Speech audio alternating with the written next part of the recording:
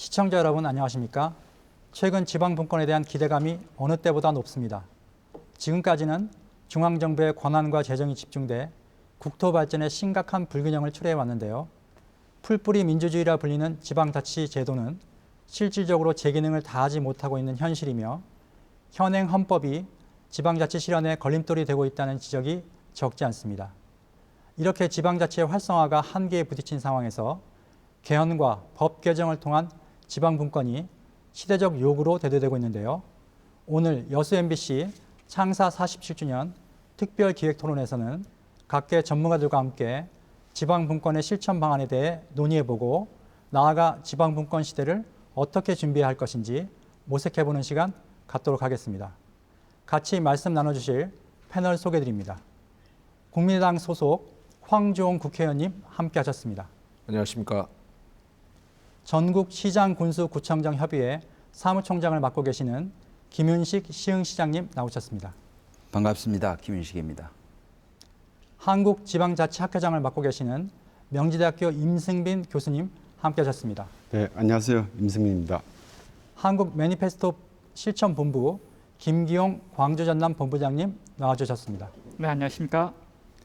진행을 맡은 저는 순천대학교 공공인재학부 하정봉 교수입니다. 먼저 대한민국 지방자치가 걸어온 길부터 살펴보도록 하겠습니다. 지난 1991년 지방의원 선거 그리고 95년에는 단체장을 뽑으면서 지방자치가 시행됐는데요. 임승빈 교수님, 네. 지방자치 26년의 역사를 좀 되짚어 볼까요? 예, 그 정치적인 의미와 그리고 실질적으로 이제 행정 재정을 통한 그 주민 자치적 관점에서 이렇게 크게 나눠서 볼 수 있겠는데요. 우선은 그 한국의 그 민주화가 그 87년 6.29 선언 이후로 직접 민주제가 도입이 되면서 그 지방자치제의 전면적인 실시는 당시 그 평민당 총재였던 고 김대중 대통령에 의해서 적극적으로 시행이 된 바가 있죠. 그래서 그 95년도의 시행은 이제 그 뭐 34년 만에 부활이다라는 그 평가도 하고 있고 또한 직접적으로 주민들이 자신들의 그 지역에서 주민의 대표를 뽑는다는 그러한 측면도 있었습니다. 그래서 정치적인 면에서 굉장히 커다란 그 한국의 민주화라고 관점에서 커다란 그 진일보를 했다고 하는 측면이 있는데 그 행정과 재정적인 측면에서는 그렇게 크게 평가를 받고 있지 못하고 있습니다. 왜냐하면 그 95년도에 당시에 그 문민정부 때는 사실은 그 당시 총선에서 그 당시에 야당을 이끌던 그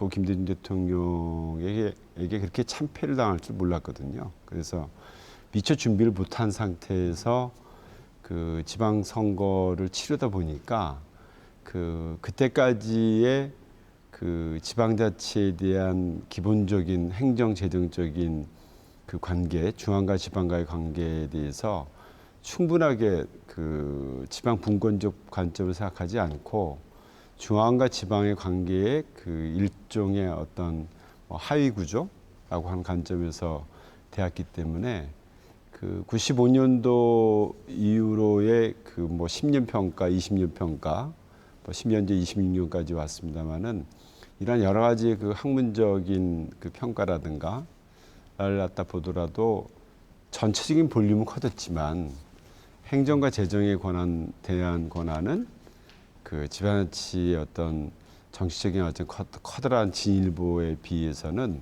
상대적으로 굉장히 미약하다라고 하는 그 평가 일반적이고요.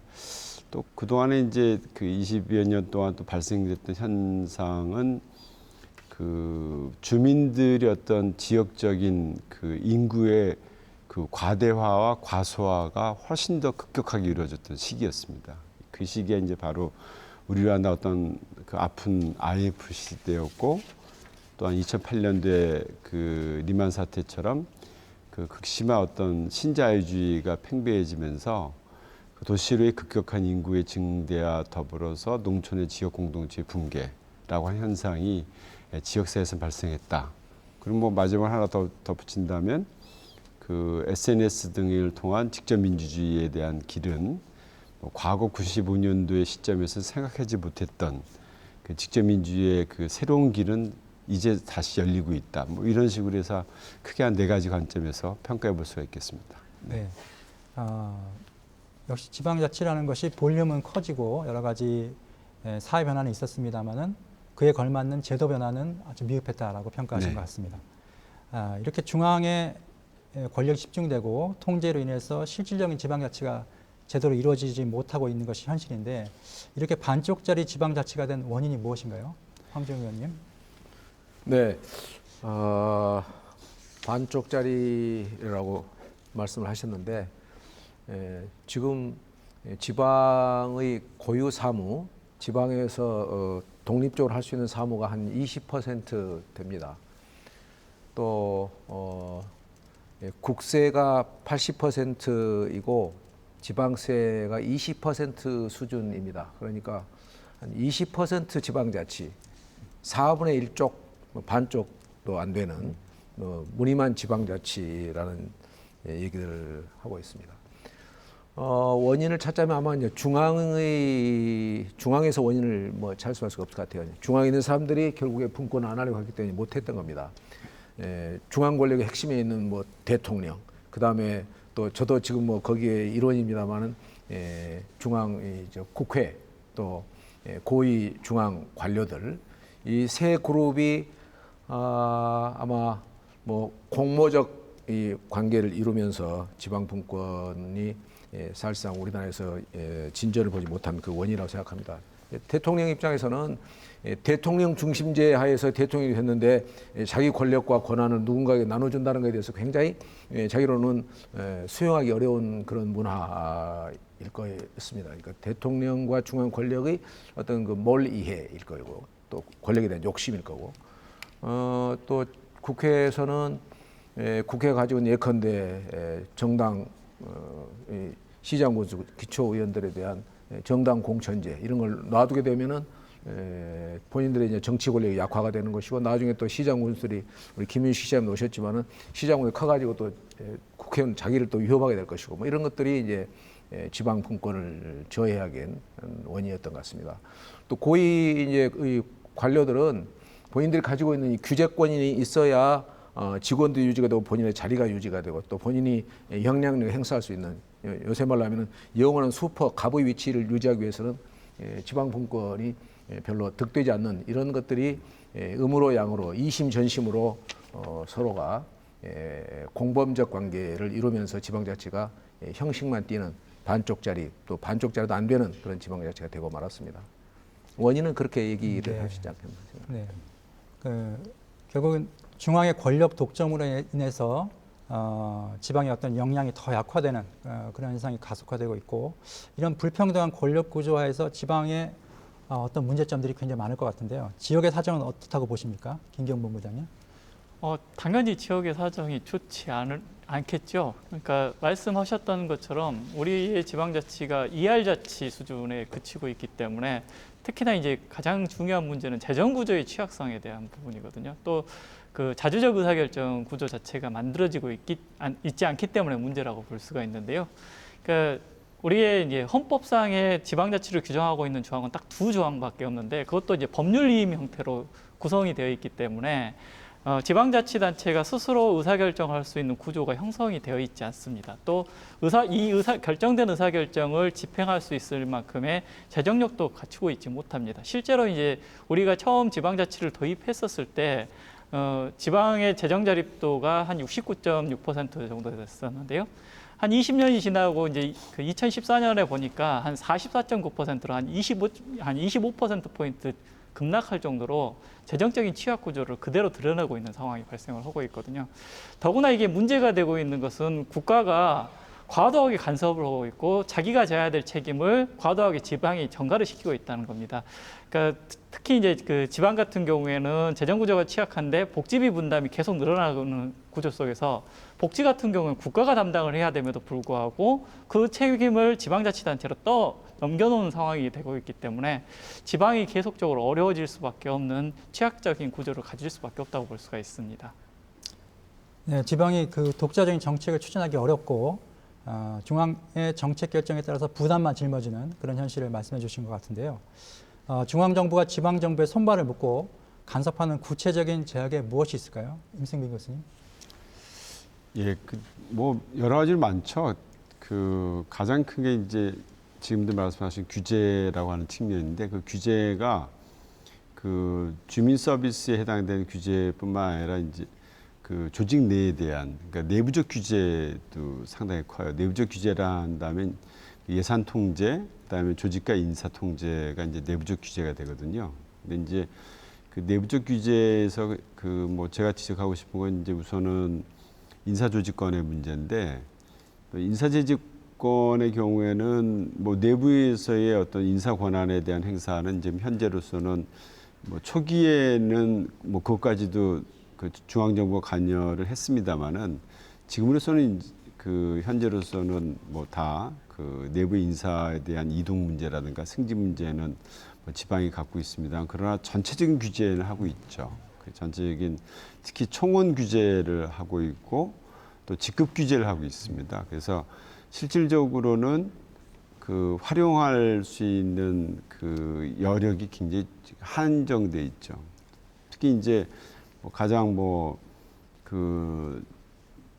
열심히 또 반론을 제기하시는 우리 시흥시가 김 시장님이나 또는 같은 경기도의 수원시나 이런 분들이 갖고 있는 시정의 행정 수요는 사실은 다른 지역의 행정 수요보다는 이질적이고 굉장히 또 팽창하고 있거든요. 근데 그에 비해서는 예를 들어서 수원이 110만 명이 넘는데 울산 104만이고 울산의 경우보다도 부시장, 부지사, 거기선 부시장이라 합니다만 숫자도 더 적고 직원의 수는 거의 한 3분의 2 정도 수준도 미치지 못하는. 그래서 이러한 문제를 다른 나라의 사례를 본다면 결국은 우리 집안의 가구 배치라든가 또는 방의 개수를 정하는 게 우리 집안 식구에 맞춰서 내 가장이 해야 되는데 저 위에 큰 집에서 다 결정해 주거든요. 그렇죠. 큰 집에서 다 너는 방 몇 개만 가져라. 그다음에 부엌은 1개만 가져라. 뭐 이런 식으로 하니까 이게 사이즈가 안 맞아요.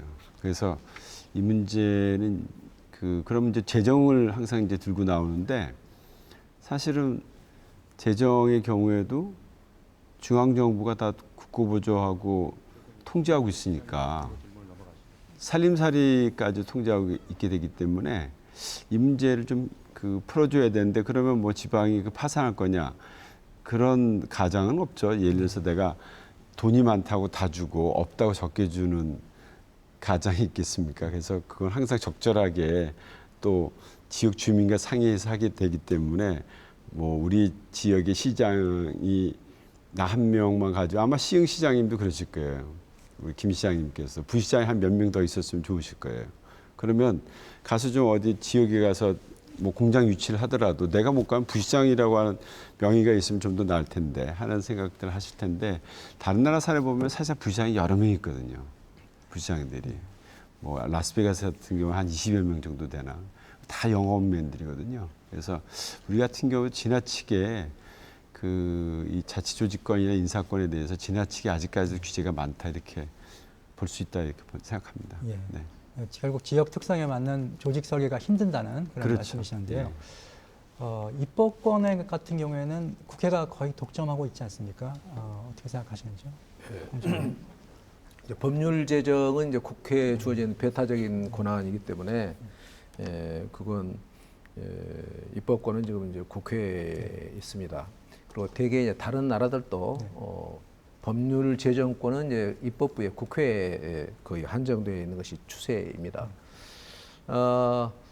다만 이제 이 입법권이 지금은 비단 이제 지방자치의 권한이 이 법률에 위반돼서도 안 되겠지만은 대통령령이라든가 각 부처의 부령이라든가 이런 것도 이런 것 범위 내에서 이루어져야 하기 때문에 사실 이 조례라는 것이 지역의 특성과 필요를 반영하는데 아주 어려움이 있습니다. 이런 것부터 조금씩 고쳐 나가야 됩니다. 저는 우리나라가 지금 현재와 같이 정말 지리멸렬한 이 상태에서 뭔가 새로운 도약을 이루어내려면 획기적인 도약을 하려면 두 가지가 저는 계기일 거라고 봅니다. 하나는 남북 간의 통일입니다. 그 다른 하나는 획기적인 분권 시대의 개막입니다. 이 두 개가 동시에 이루어지면 최상일 거고 만약 두 개가 안 된다면 하나라도 확실하게 이루어내는 것, 이것이 대한민국이 선진국의 반열로 획기적으로 발돋움하는 그런 아주 극적인 계기일 거라고 믿습니다. 우리나라가 지금 1인당 소득이 2만 불 넘어서 가지고 3만 불의 문턱에서 지금 11년째 미끄러지고 하고 있습니다. 아마 지방 분권 확실히 하게 되면은 우리가 관선 시대와 민선 시대의 구분을 우리 유권자들 국민들께서 다 느끼고 계십니다. 확실한 지방 분권을 시대를 열면 틀림없이 3만 불이 뭡니까? 세계 최강 수준으로 발돋움하는 그런 계기가 될 거라고 저는 믿어 의심치 않습니다. 네, 그 지방 정부로서 역할을 하기 위해서는 가장 중요한 게 자기 스스로 세금을 부과하고 또 그 세출을 결정할 수 있어야 될 것 같은데요. 김경 본부장님, 예. 재정 분야에 어떤 문제점들이 있을까요? 그러니까 이런 거죠. 이제 저희가 논쟁을 하고 있는 것 중에 하나가 국세, 지방세라고 이야기하는데 지방세는 지방에서 결정하는 세금이 아니라는 겁니다. 우리나라는 조세법정주의에 입각해서 지방에서 쓰는 세금을 국회가 결정을 해주는 구조가 되고 있거든요. 그렇기 때문에 실제로 우리가 우리 살림을 살 수 있는 구조의 지방자치를 지금까지 실현을 해보지 못하는 형태가 됩니다. 즉, 아까도 좀 말씀을 드렸지만 국가가 담당을 해야 될 복지 비용을 지방이 매칭 펀드로 해서 부담하게 하니까 지방 재정은 계속적으로 어려워질 수밖에 없는 상황이 발생을 하고 있고요. 또 지방의 자주과세권이 인정이 되고 있지 않기 때문에 세금 스스로를 우리가 결정하지 못하는 구조 내 속에서는 자주세원을 계속적으로 발굴할 수가 없거든요. 그렇게 됐었을 때는 지방이 자기 살림을 잘 살 수 있는 구조 자체를 형성할 수가 없다는 데 문제가 있을 수 있습니다. 또 지금 그 조직에 대해서도 조직도 마찬가지로 법정주의 입각에서 중앙정부가 정해준 형태의 법적 조직을 만들어야 되고 거기 정원도 거기에 준해서 그 조정을 해야 되는 상황이 발생하기 때문에 지방자치가 아니라 지방타치의 상황이 발생을 하게 된다는 것이 문제라고 볼 수가 있습니다. 따라서 이제 이런 문제들에 대해서 근본적인 개선이 필요하기 위해서는 지방 재정에 대한 문제를 교부세 법정률을 지금 19.24%를 좀 더 올려준다고 해서 해결될 문제가 아니고 지방이 스스로 결정을 해서 세금을 걷고 세율이라든지 이런 것들을 결정하게 해야 되는데 그러려면 사실은 지금의 헌법을 바꿔야 되는 문제까지도 발생을 하고 있습니다. 따라서 이번 개헌을 할 때 지방자치에 대한 근본적인 문제를 담아서 개헌을 하고 그 후속 작업들이 가장 많이 좀 필요한 게 지방자치법을 비롯해서 지방재정에 관련된 법이라든지 이러한 법규 개정까지 함께 이루어져야지만이 온전한 의미의 지방자치가 실현이 될 수 있다고 보고 있습니다. 또 한 가지 말씀드리고 싶은 건 이제 황정호 의원께서도 말씀하셨지만 스위스의 바젤경제연구소에서 그 경제 성장을 하는 나라들의 특징을 봤더니 분권화되어 있는 나라들이 1인당 GDP도 더 높고 경제 성장률에서도 훨씬 더 높게 나타나고 있습니다. 이것은 자기 책임성이 있어야지 스스로 노력을 해서 개선을 하기 때문에 가능하다는 것을 보여주는 사례라고 볼 수가 있는데요. 우리가 아까도 말씀하셨던 것처럼 더 나은 지방자치, 더 나은 대한민국을 가기 위해서라도 분권화된 사회가 반드시 필요하다고 볼 수가 있습니다. 네, 본부장님 그 분권을 위해서는 헌법 개정과 법 개정이 필요하시다라는 말씀을 하셨는데요. 우리가 이제 국가 경쟁력 강화 또 지방자치 실현을 위해서는 지방 분권이 반드시 실현돼야 된다는데 국민적 합의가 모아지고 있는 상황입니다. 지방 분권에 대한 시대적 요구 어떻게 보시는지요, 김 시장님?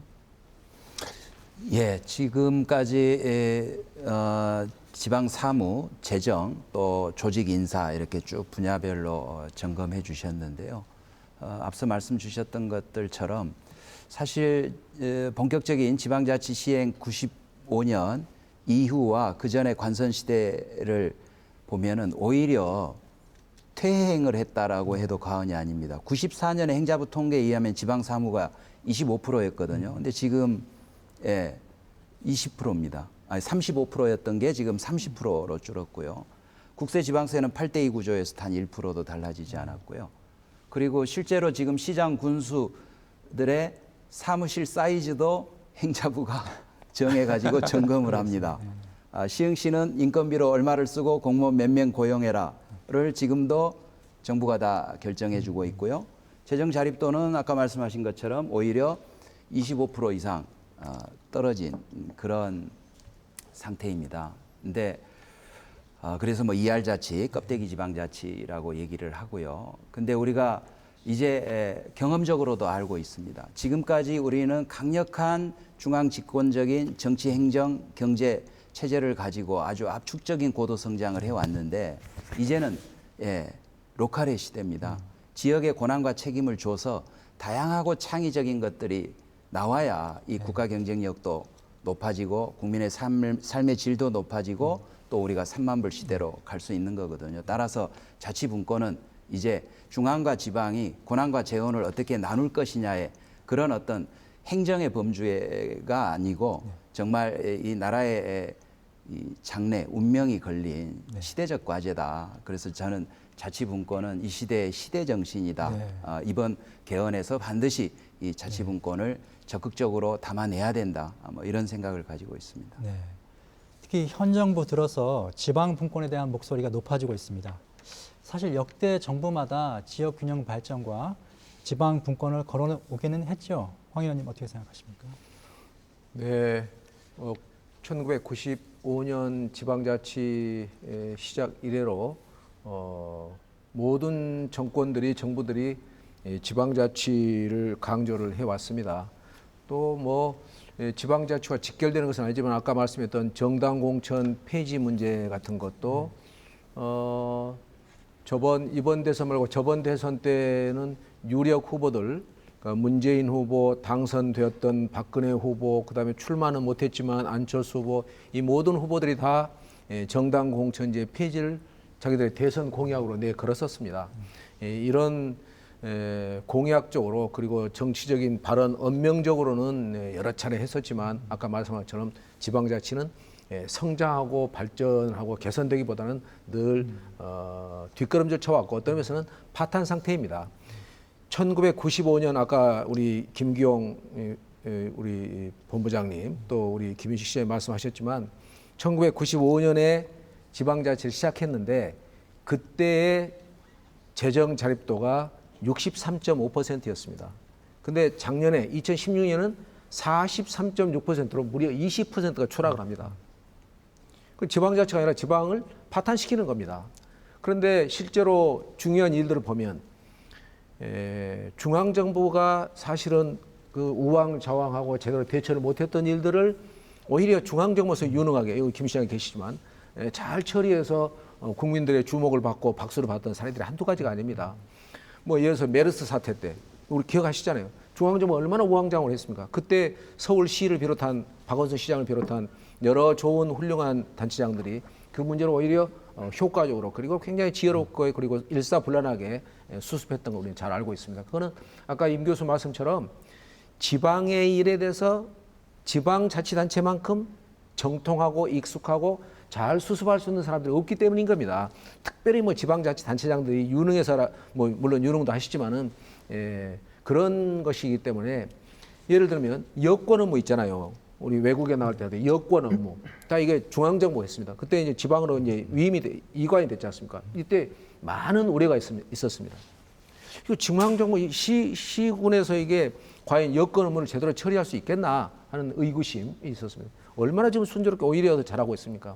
그렇기 때문에 자치 경찰의 문제라든가 심지어는 교육까지도 이런 문제를 과감하게 중앙정부가 지방정부를 믿고 그리고 지방정부에 있는 공무원들 그리고 주민들의 이 능력과 어떤 의지를 믿고 지금은 이제 분권화를 해야만 한다. 그렇지 않다면 중앙정부 자체가 과부하 걸려서 계속 실수에 실수를 연발하게 될 겁니다. 이번에 살충제 계란이라든가 AI라든가 이런 문제 사실은 산불의 문제를 포함해서 이런 것은 중앙정부가 손을 떼면 뗄수록 잘 될 수 있는 영역들입니다. 그래서 지방 분권은 이제는 아까 시대정신 말씀하셨는데 이제는 불가역적 세계적인 대추세가 틀림없는 것 같습니다.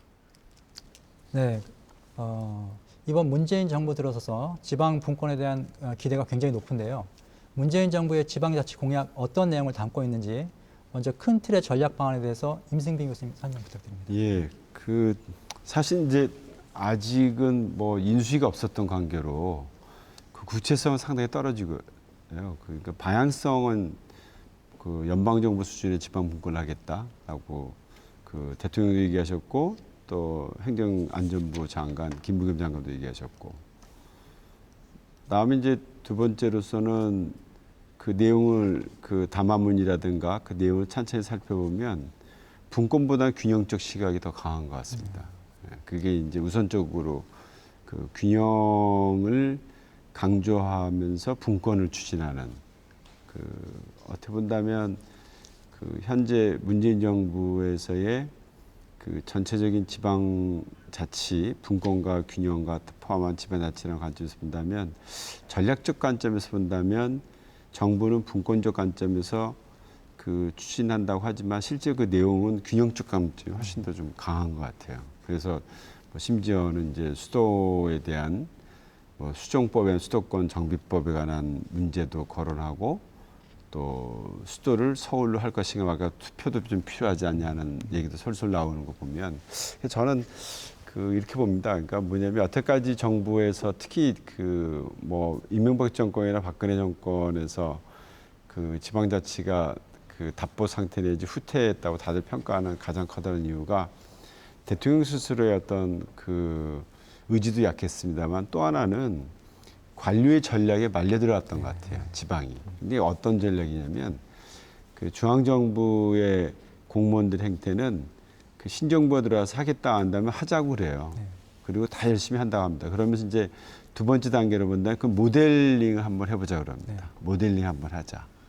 그래서 시뮬레이션 하자는 거죠. 거기에 대해서는 반론을 안 하죠. 왜냐하면 뭐 시뮬레이션 하는 게 뭐 나쁘지도 않고, 그 다음에 일시에다 실시한다는 게 4대강 사례처럼 나쁜 사례도 있으니까 그래 좋다. 시뮬레이션 하다 보면 중간선거 나서 여당이 깨지고 동력을 잃어버리고 그 의아무야 돼버리는.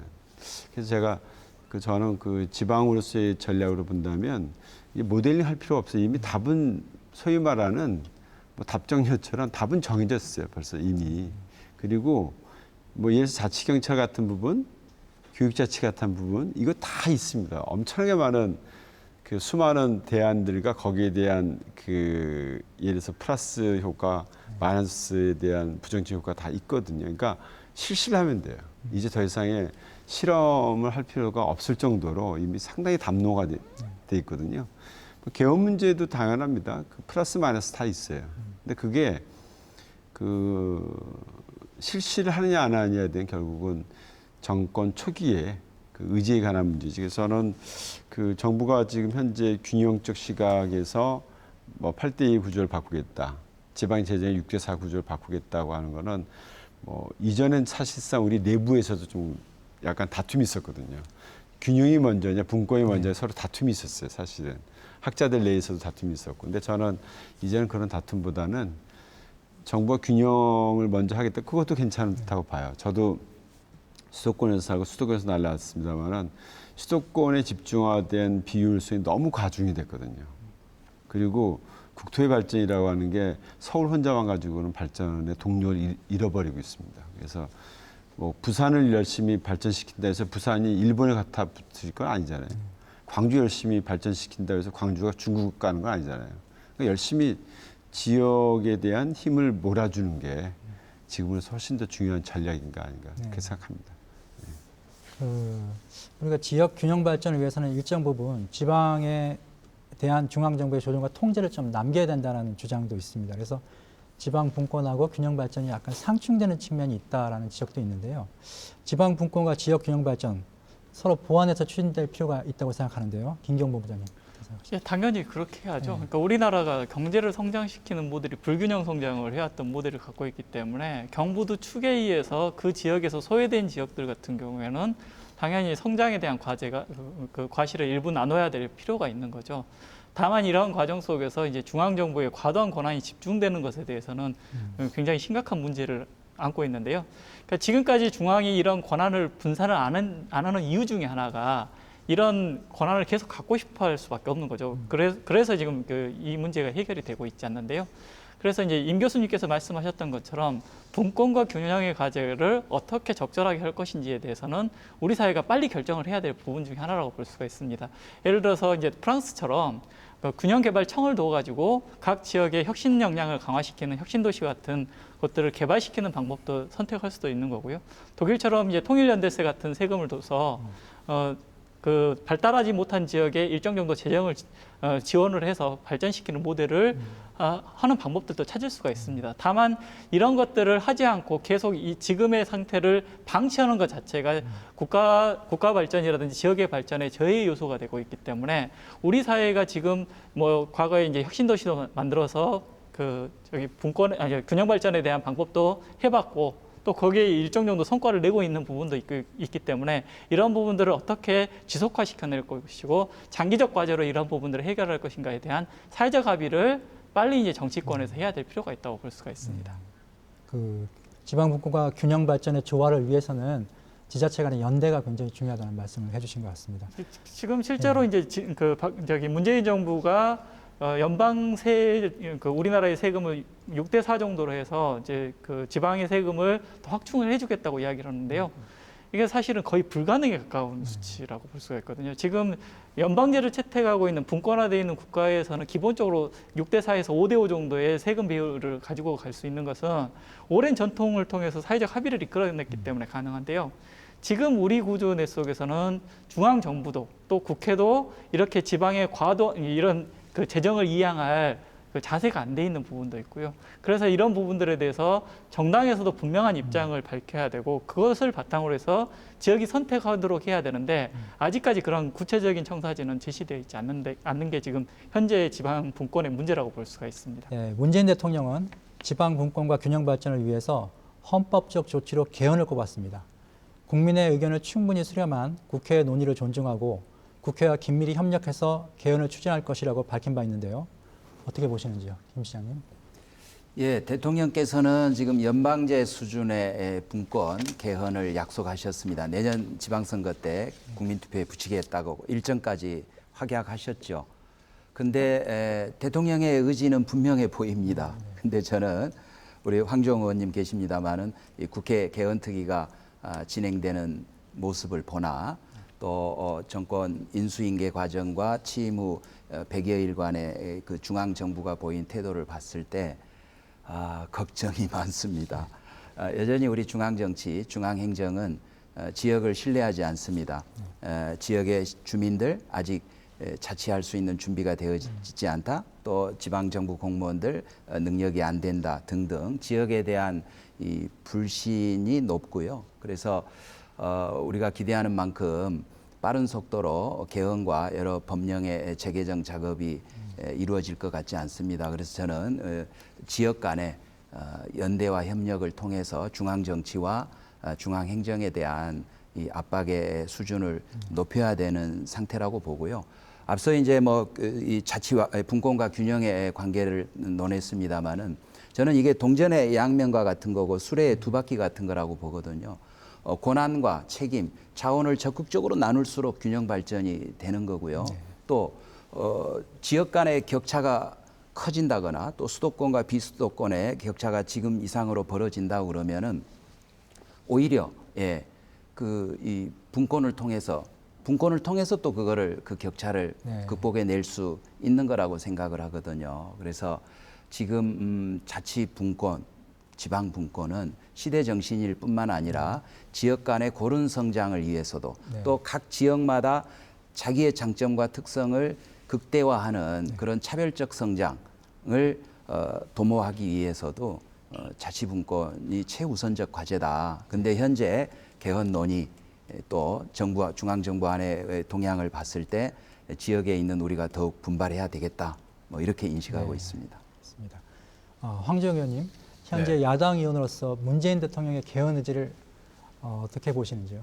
네, 지금 개헌 문제에서 국민적 합의가 상당히 크게 있는 것은 대개 두 가지라고 봅니다. 하나는 국민의 기본권을 조금 더 강화, 신장하는 쪽에 대해서는 별로 이론의 여지가 별다른 의견 차가 별로 없는 것 같습니다. 또 하나는 지방 분권입니다. 지방 분권에 대해서도 대의 명분이 워낙 확실하고 국민 여론의 지지가 확실하기 때문에 지방 분권에 대해서는 어느 속으로는 내심 어떨지 몰라도 반대하거나 부정적인 기류는 없는 것 같습니다. 그러니까 이 두 가지만이라도 잘 묶어서 이제 개헌을 해야 되는 거죠. 지금 국회 내에 이제 사실은 이제 개헌의 가장 그 걸림돌이 되는 것은 선거구 제도의 문제입니다.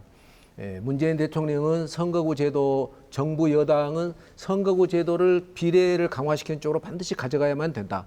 그것이 없다면 개헌이 거의 무의미하다. 이렇게까지 생각하고 있어요. 그러니까 어떤 의미에서는 개헌이 먼저 더 중요한 것인지 비례 강화하는 이 선거구제 개편이 더 우선한 것인지 모를 정도로 굉장히 그런 집중을 보여줍니다. 반해서 지금 자유한국당의 경우는 선거구제에 관해서 현행의 소선거구제를 선호하는 걸로 좀 비춰지고 있습니다. 그러니까 선거구제 문제가 상당히 갈등, 그러니까 타협을 이루기 어려운 그런 영역 같아요. 그런 부분은 만약 그렇다면 서로 합의가 안 되는 부분은 빼고 헌법 개정을 이번에 하고 다시는 안 할 거 아니기 때문에 얼마든지 계속적으로 해나갈 것이기 때문에 이번에는 합의 가능한 최소한의 그 합의치만 가지고 갔으면 좋겠다 하는 생각을 합니다. 그리고 대통령께서도 마침 뭐라고 했냐면 국회에서 논의한 것을 봐서 잘 이루어지지 않으면 국회에서 지금까지 논의된 것, 합의된 것만 뽑아서 그 청와대가 그걸 중심으로 논의를 발전시켜서 국민투표 헌법 개정안을 내놓겠다 이런 얘기도 했습니다. 잘 아시지만 헌법 개정은 국회에서 내놓을 수도 있고 대통령이 낼 수도 있고 이렇게 돼 있지 않습니까? 대통령의 의지는 상당히 강한 것 같은데요. 우리가 지방자치 활성화가 한계에 부딪히면서 지난 10여 년 전부터 헌법 개정을 통한 지방분권이 시대적 요구로 대두되고 있습니다. 헌법 개정을 통해서 어떤 내용을 담으려고 하는지 임승미 교수님 설명 부탁드립니다. 좀 이제 우리가 현실 진단을 해보면요, 뭐 요즘 팩트 체크가 유행하고 있으니까 우리나라 전체 한 5,100만 명 가운데서 그 등록상으로는 한 100여만 명의 외국인과 5천만의 한국인을 포함한 5,100만 명을 구성이 되어 있는데 그 인구의 그 과소화가 굉장히 심각해요. 예를 들어서 지금 통계적으로 본다면 인구 50만 이상의 도시가 특광역시 포함해서 22개거든요. 경기도에 50만 이상 도시 15개 가운데 경기도가 9개가 집중되어 있고요. 그래서 수도권의 인구가 한 48%가량이 수도권에 집중되어 있고 인구 구조로 본다면 지금 그 대한민국은 엄청나게 이 기울기가 그 심한 그 기울기를 갖고 있는 인구 구조 상에서 그 지방자치에 대한 그 분권 논의를 할 때 우리가 간과하면 안 될 게 모든 자치단체에게 현재는 시군구 또는 시도 단위의 동일한 권한을 줬던 거는 지금 굉장히 크게 시정을 해야 된다 봅니다. 근데 이러한 것들이 헌법에 의해서 법률상의 위임 조건에 의해서 모든 게 다 똑같이 들어가요. 그러니까 대부분의 중앙정부에서 만드는 그 각 개별법에서는요, 시도지사는 시군구 단체장은 또 시도는 시군구는 이런 식으로 하게 되기 때문에 어디는 교통 수요가 많아서 그쪽 부분이 많이 필요함에도 불구하고 똑같이 잘려주고 어디는 불필요한데 그 권한까지 내려와서 내가 그 권한까지 행사하기에 돈을 써야만 되고 하는 구조가 되기 때문에 그 개헌에 대한 논의는 뭐 단순하게 어떤 지방 분권을 통해서 지방의 권한을 확장시킨다는 논의보다는 오히려 지방을 더 살리는 쪽으로 지금 개헌 논의가 돼가고 있고요. 그래서 그런 측면에서는 개헌이 꼭 필요한데 지금 이제 말씀하신 가운데서 이 합의가 안 되는 것들 중에 하나가 정치 체제의 문제. 정치 체제는 직선제에 대한 문제는 심하면 그 내각제까지도 얘기하고 있으니까 그 굉장히 스펙트럼이 넓고요.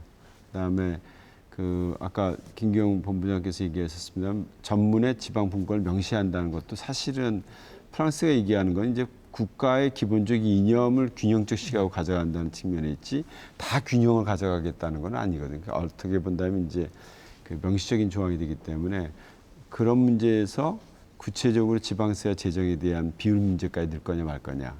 그다음에 아주 핵심적인 그 말씀을 해주셨습니다. 황정우 의원께서 얘기하시는 그 선거구 제도 개선 문제. 근데 이 선거구가 어떻게 보면 굉장히 지금 그 가장 어떻게 보면 첨예하다 볼 수 있거든요. 왜냐하면 300명에 해당되는 의원들이 거기에서 264명이 그 지역구 나머지가 비례해서 이 부분에 대해서 상당 부분 비례가 많아지는 게 현재 여당으로서는 주장인데 이렇게 될 경우에는 지역구를 갖고 있는 그 국회의원으로서는 정할 수밖에 없죠. 그래서 이 부분에 대한 타협이 과연 2006 그 내년도 6월 4일까지 타협을 봐서 하나의 안으로 가져갈 수 있을 것인가에 대해서는 그 저는 솔직히 말해서 그 이 정도의 이전에 그 1987년에 논의가 돼서 88년에 헌법이 개정이 됐습니다만 이전의 타임 스케줄을 본다면 불가능하게 가깝다고 봐요. 왜냐하면 87년도 때는 이미 모든 후보들이 그 개헌과 직선제와 단임제의 6년이냐 5년이냐 그것만 가지고 논란이 핵심이 됐었지 사실은 논란이 크게 되지는 않았거든요. 근데 지금은 그 너무 스펙트럼이 넓어요. 그래서 저는 전략적으로 본다면 우리 시민사회도 그렇고 저도 학계에 있습니다만은 좀 논의의 폭을 좀 줄여야 될 것 같아요. 우리 토론에 오면서 개헌 이제 문제가 있을 것 같아서 국회에 개헌 특위의 책임적 위치에 있는 분에게 한번 전화로 물어봤어요. 네. 어떠냐? 모든 걸 다 떠나서 내년에 지방선거 때 국민투표에 개헌안이 나와서 국민투표에 붙여지겠느냐? 그 가능성을 얼마나 보느냐? 물어봤어요. 그랬더니 대답을 잘 안 하려고 그러더라고요. 근데 한 50%라고 얘기를 합니다. 저는 이 개헌에 이르려면 개헌은 지금 절대 필요한 과제입니다. 근데 왜 우리가 개헌에 만약 실패를 하느냐?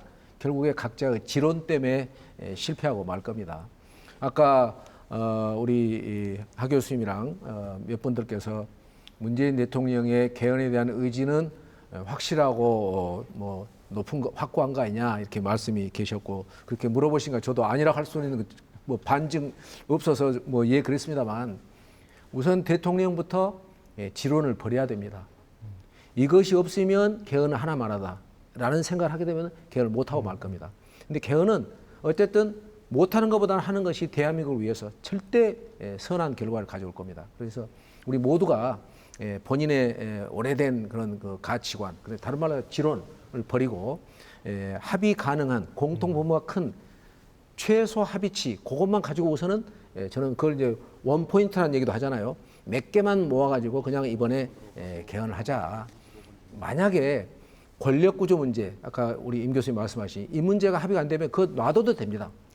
그리고 다음 기회에 얼마든지 할 수 있기 때문에 이번에만큼은 개헌해내야 된다. 그래서 우리나라가 새로운 패러다임, 새로운 시대로 진입할 수 있는 법적인 헌법적 정치를 반드시 만들어야 한다. 저는 이것이 국민적인 요구이고 시대적인 절대절명의 과제라고 믿습니다. 이런 방향으로 저도 부족하지만 또 노력해 가겠습니다.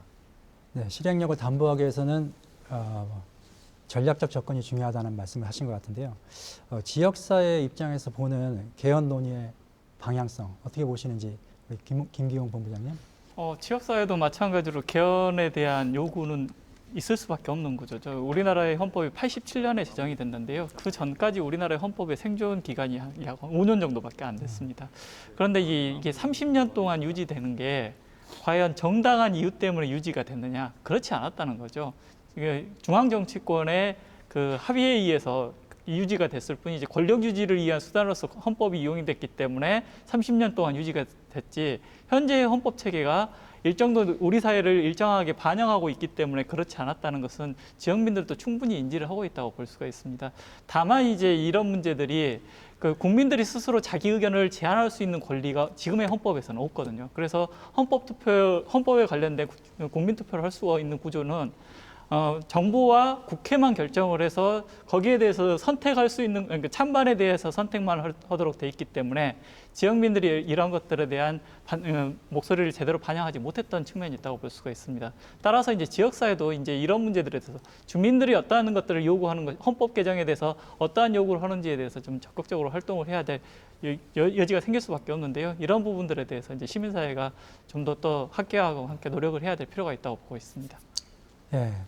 그 주민 공감대를 확대하기 위해서도 마찬가지고 우리가 지방 분권으로 지자체의 권한이 커지면 그것이 궁극적으로는 주민 개개인에게 실질적인 어떤 권한이 돌아가야지만 의미가 있을 것 같은데요. 김 시장님 어떻게 생각하시는지. 네. 그래서 저는 가능하면 이 지방분권이라는 표현보다는 자치분권이라는 표현을 더 평소에 많이 쓰고 있습니다. 통상 우리 많은 시민들께서도 지방분권하면은 중앙과 지방이 권한과 재원을 놓고 서로 차지하려고 싸우는 것으로 이렇게 인식하고 계시는데요. 물론 그 좁은 의미의 분권이 그것은 맞습니다. 그렇지만 제가 주장한 우리가 주장하는 거는 정말 이 주권자인 국민, 시민, 시민이 주민이 살주자 주민이 아니라 주인주자 주민 되게 하는 그래서 정말 국민이 시민이 주권자로서 또 그 도시의 주인으로서 서게 하는 그래서 우리 시민들, 주민들께 보다 많은 권한과 책임, 재원을 적극적으로 드리자라는 그런 의미. 그래서 저는 지방분권이라는 표현보다는 자치분권이라는 표현이 더 맞다고 보고 또 그런 방향으로 가야 된다고 생각을 합니다. 근데 현재 좀 걱정이 되는 거는 국회 개헌특위에서 논의된 내용들을 보면 말씀하신 것처럼 기본권 확대나 지방분권 내용을 담아야 된다는 것에 대해서 아무도 표면적으로 거부하지는 않습니다. 근데 실질적 관심사는 대통령 권력을 어떻게 나눌 것인가, 그리고 선거구 제도 이런 문제에는 굉장히 예민하게 반응을 하는데 이 기본권 문제나 지방분권 문제에 대해서는 다 문제 없다, 공감한다 이렇게 하지만 실제로 개헌안을 성안해 가는 과정에서 과연 그렇게 전반적으로 또 적극적으로 공감하고 동의를 할까? 예, 사적인 자리에서 나눈 대화 경험을 놓고 보면 절대 그렇지 않습니다. 그래서 우리 국민들이 적극적으로 연대해서 예, 그래서 사실 지금 87년 헌법을 가지고 30년 동안 지난 30년 동안 어찌 보면은 국민들의 개헌 논의 참여는 원천적으로 봉쇄됐을 뿐만 아니라 어찌 보면 정치적인 금기 사항처럼 여겨져 왔습니다. 근데 많은 정치 선진 국가들이 거의 매년 헌법을 다루고 있거든요. 헌법을 바꾸고 있습니다. 그만큼 세상의 변화가 빠르기 때문입니다. 지난 30년 동안 억눌려 왔던 여러 가지 국민의 요구가 지금 막 본물처럼 터지니까 말씀하신 것처럼 지금 개헌 논의의 범주가 너무 넓습니다. 예. 그래서 전략적으로 좀 좁혀보자는 말씀도 맞고요. 근데 우리 국민들부터가 그 헌법 함부로 얘기하는 거 아니야. 그리고 헌법을 자주 바꾸면 되나 하는 이런 생각부터 버려야 될 것 같습니다. 우선 합의 가능한 부분들을 이번에 해내고 부족한 게 있으면 또 논의해서 내년에 또 바꾸지, 다음에 또 바꾸자. 이렇게 헌법 문제는 우리 국민들이 누구나 참여해서 자주 바꿀 수 있는 것이다라는 인식을 가져야 될 것 같고요. 제도적으로도 우리는 헌법에 대해서도 국민들의 발언권이 없지만 법률에 대해서도 국민들한테 발언권이 없습니다. 국민들이 헌법에 대해서도 법률에 대해서도 헌법 이렇게 만듭시다. 이렇게 법 만들어 주세요라고 직접적으로 국민들이 발언할 수 있어야 됩니다. 그래서 이번 헌법 개헌에 그런 개헌 발언, 국민 발언 제도 또 법률에 대한 국민 발언 제도는 꼭 좀 담아냈으면 좋겠습니다. 네.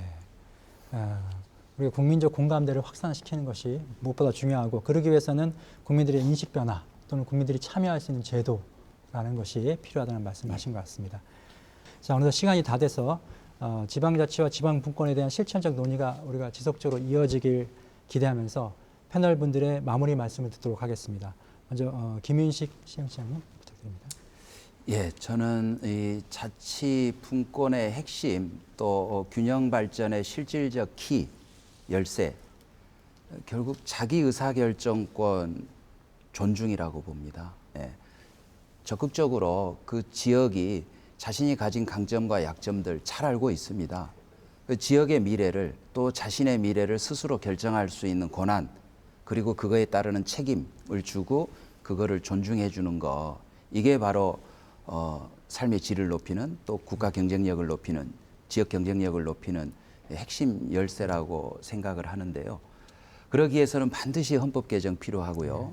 또 법률의 재개정 없이 그런 자치분권 나라를 만들 수 없습니다. 결국 우리 항종 의원님이 답을 갖고 계십니다. 국회가 어떻게 해주시냐에 따라서 1차적으로 정말 1917년 그리고 1918년 특히 내년 지방선거가 정말 큰 어떤 국가 개조의 어떤 계기가 되느냐 못 되냐가 결국은 지금 20대 국회가 그 열쇠를 쥐고 있다고 봅니다. 그래서 우리 항지영 의원님 잘 풀어주시리라고 믿고요. 잘 풀어주십시오. 네. 김기영 본부장님. 예, 그 대한민국 사회가 극복해야 될 두 가지 트라우마가 있다고 저는 보고 있는데요. 하나가 이제 87년 체제를 극복하는 거고 97년 IMF의 경제 위기로부터 좀 극복을 해야 한다고 보고 있습니다.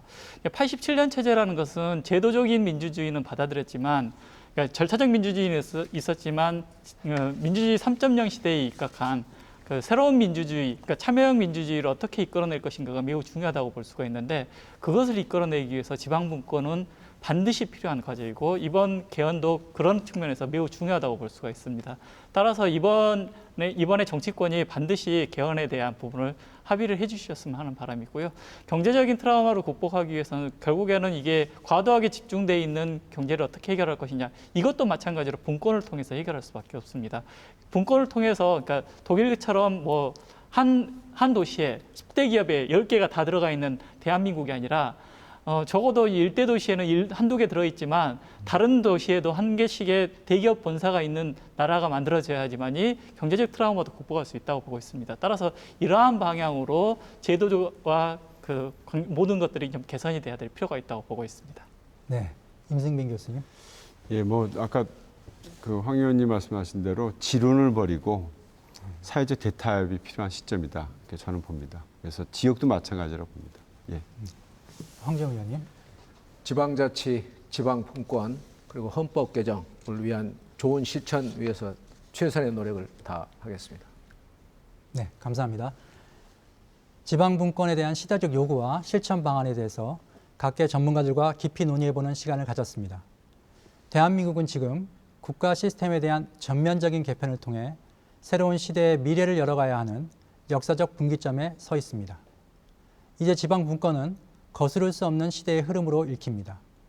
국민의 행복 증진을 위해서도 지역 발전과 국가의 번영을 위해서도 지방분권 개헌은 반드시 실현되어야 할 과제로 여겨지는데요.